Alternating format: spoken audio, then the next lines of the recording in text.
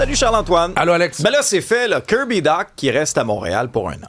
Moi, je suis un éternel optimiste, puis j'ai pas encore lancé la serviette sur lui. Ah ouais? T'es patient? Ben oui, je suis patient, mais je suis un gars de potentiel, un gars de plafond, puis il a 25 ans, et l'entente est intéressante. Il a accepté de perdre 400 000 $. On lui proposait 4 millions de $, mais contrat à 2 volets. Ça, c'est spécial, ça. Ben, justement, je pense qu'on a voulu négocier, on a voulu se donner la possibilité, si justement le potentiel n'était jamais atteint, de le renvoyer avec le Rocket, avec un salaire moindre, ce qui n'était pas intéressant pour lui. On était censé rencontrer l'arbitre en arbitrage le 30 juillet. Il a dit, bon, ben, regarde, j'en prends moins, mais un volet. Donc, le Canadien va le payer 3,6 millions de dollars pour une année. Pourquoi je suis optimiste? Bon, il n'a que 25 ans. Dans les circonstances. Un gars qui a été choisi en 2019, 3e au total, 6 pieds 4, énormément de talent offensif. En éliminatoire, il a quand même été assez solide dans les circonstances, mais c'est clair que la durabilité est un enjeu épouvantable. Cette année, il a joué 37 matchs, fracture au pied. On se souviendra de sa blessure au genou. Le plus de matchs qu'il a joué avec le Canadien dans une saison depuis qu'il est à Montréal, 58. Le plus de matchs qu'il a joué dans la LNH en une campagne, 70 avec les Blackhawks. Mais habituellement, et là, je suis pas en train de le voir comme une solution à long terme. Habituellement, quand tu joues ta destinée, quand tu joues littéralement ta réputation sur un an, ben ça donne un grand rendement. Donc, s'il reste en santé, pourrait connaître une grosse saison puisqu'ensuite, il va toucher l'autonomie. Donc là, pourrait aller vraiment signer un gros contrat. Donc, j'ai pas encore jeté la serviette. Le Canadien, clairement, non plus. Mais là, on a quand même 84 matchs cette année. Oui.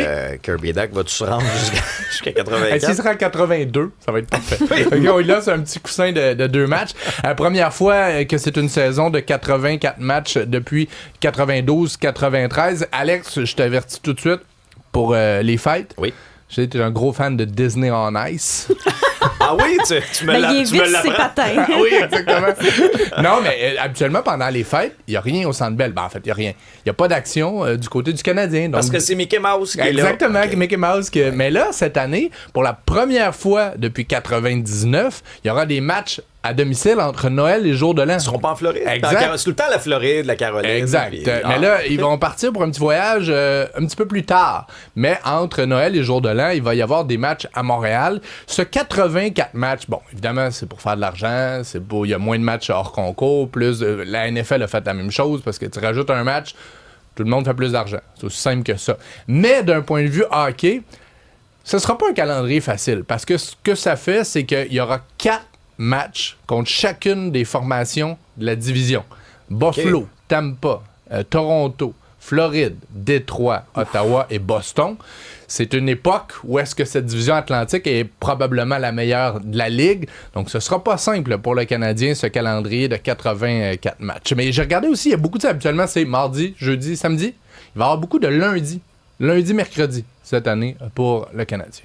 Moi, je veux savoir, Kirby Dach, là, t'es un éternel optimiste, Oui. mais tu le vois où dans la formation du Canadien? Parce que moi, je me pose tout le temps cette question-là. Là. Tu le fais jouer sur quel trio? Tu le fais-tu jouer à l'aile? Tu le fais-tu jouer au centre? On dirait que je ne sais même pas où on le place. Ben, le fait de ne pas le savoir est peut-être une bonne chose dans le contexte actuel parce qu'on n'a pas bougé.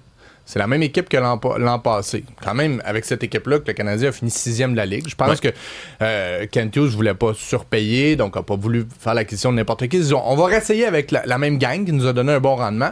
Et pourquoi je te parle de ça? C'est que, bon, il y a encore cette problématique au centre. Et c'est quand même intéressant, considérant qu'on n'a pas beaucoup de profondeur au centre, d'avoir un joueur qui a la capacité, si nécessaire, d'évoluer au centre. Donc, pour te répondre, je le sais pas littéralement encore parce que ça dépend quelle version de Kirby Dach on a. Ça dépend quelle version d'Oliver Kapanen on a également, puisque c'est lui, techniquement, qui doit remplir un gros mandat au centre. Mais tu vois, Kirby Dach, lorsqu'il est en santé, a montré qu'il devenait un joueur un peu plus expérimenté, puis c'était plus juste un joueur offensif. En éliminatoire, il a donné quand même du bon hockey sur 200 pieds. Donc, le fait qu'on soit capable de voir qu'est-ce qu'il peut nous offrir, probablement, tu sais, je te réponds pas parce qu'on le sait pas personne. Non, je comprends. Puis je suis même pas convaincu que Martin Saint-Louis le sait encore, mais il a le talent pour jouer sur un deuxième trio. mais on peut l'utiliser peut-être à l'aile sur le 4e trio au besoin, considérant qu'il a appris à mieux jouer défensivement, je crois. Je pense que si on l'enrobe de papier bulle, on va se rendre à 80. C'est faisable, c'est faisable. Il y a rien qui se fait Attention pas. fragile. On a un projet. Bon, c'est un décès qui nous a tous attristés et surpris, celui de Claude Lemieux. On l'avait vu porter le flambeau au Centre Bell. Quelques jours plus tard, il s'enlevait la vie. Et là, on a davantage de détails là, sur le contexte. C'est TMZ, bon, c'est quand même un réseau qui reste controversé, mais qui a un volet sport, TMZ Sports aux États-Unis, qui dévoile les circonstances en se basant notamment sur le rapport d'enquête. C'est qu'il était sobre avant, notamment de venir à Montréal, Claude Lemieux, pendant 12 ans. Mais là, quelques jours après cette visite à Montréal pour porter le flambeau, ben, sa conjointe, sa femme, a constaté qu'il y avait peut-être des changements de comportement. Elle l'a confronté pour finalement découvrir qu'il n'était plus sobre et qu'il avait consommé. Donc, elle l'a chassé de la maison le soir même. Il a quitté, s'est rendu au bureau de l'entreprise familiale. Et, TMZ a mis la main sur les caméras de surveillance des bureaux en question où on le voit le tourner, faire les 100 pas, clairement en recherche de solutions. Son fils, Brandon Lemieux, qui est également un joueur de hockey, lui avait la position, la géolocalisation de son père sur son téléphone. Se demandait il était où, tard en soirée, s'est rendu sur place et malheureusement a constaté le décès de son père par suicide. Donc c'est une histoire tragique qui, évidemment, a impliqué des problèmes de consommation. Merci, Charles-Antoine. À demain. Salut.